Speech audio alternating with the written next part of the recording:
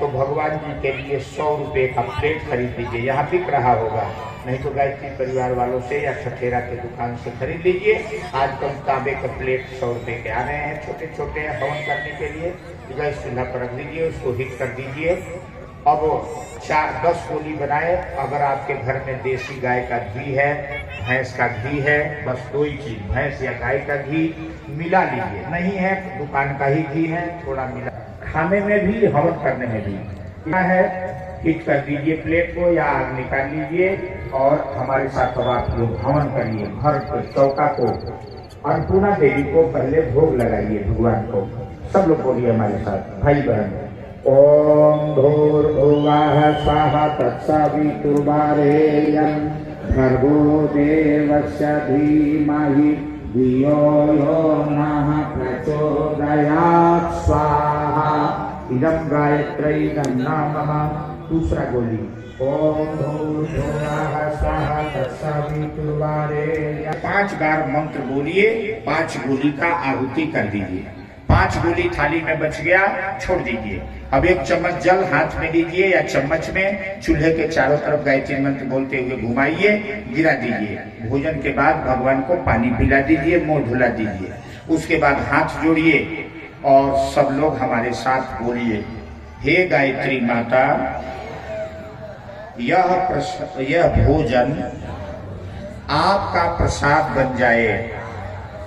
जो भी खाए उसकी बुद्धि अच्छा बन जाए, उसकी बुद्धि अच्छा बन जाए, उसकी बुद्धि अच्छा बन जाए।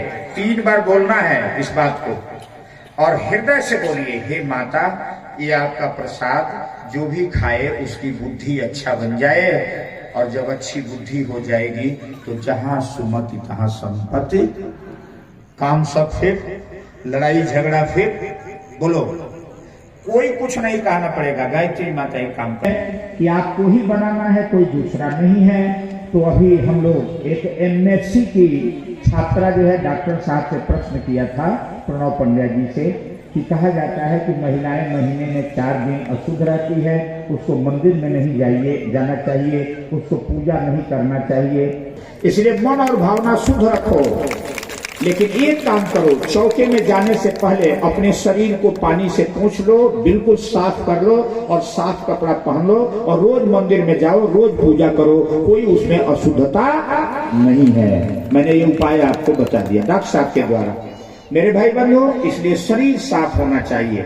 गंदगी शरीर की है, आत्मा और मन की नहीं है। वो गंदगी शरीर की है, इसलिए शरीर को साफ रखो, भावना और विचार अच्छा रखो, तो वो अशुद्धता नहीं है।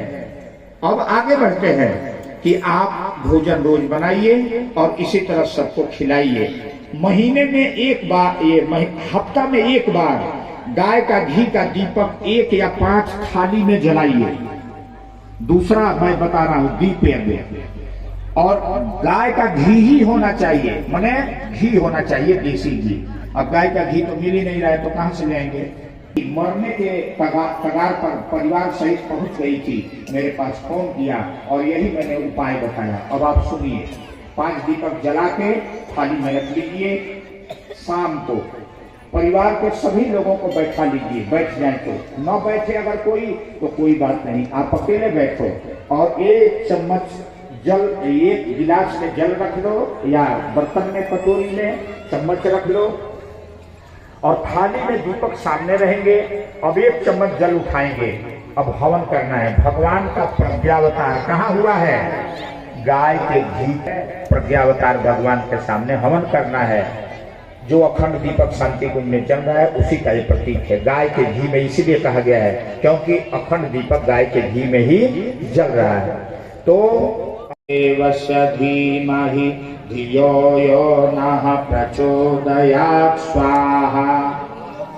दीपक के सामने बहुत सोच की अब तो जागो, ओ नारी कल्याणी, परिवर्तन के स्वर में, परिवर्तन के स्वर में भर दो निज गौरव की वाणी, निज गौरव की वाणी।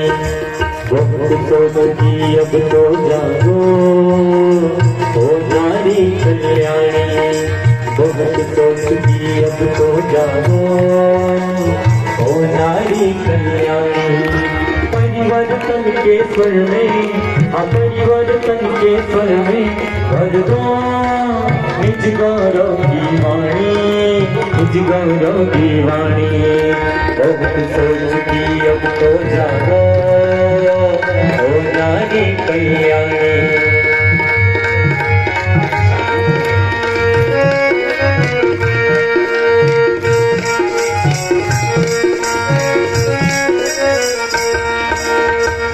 कौशल्या आज देश को फिर से राम महान दो। वन कौशल्या आज देश को फिर से राम महान दो। और सुनैना बनकर फिर से सीता की संतान दो। और सुनैना बनकर फिर से सीता की संतान दो। वीर जननी हो तुम संताने, अर्जुन भीम समान दो।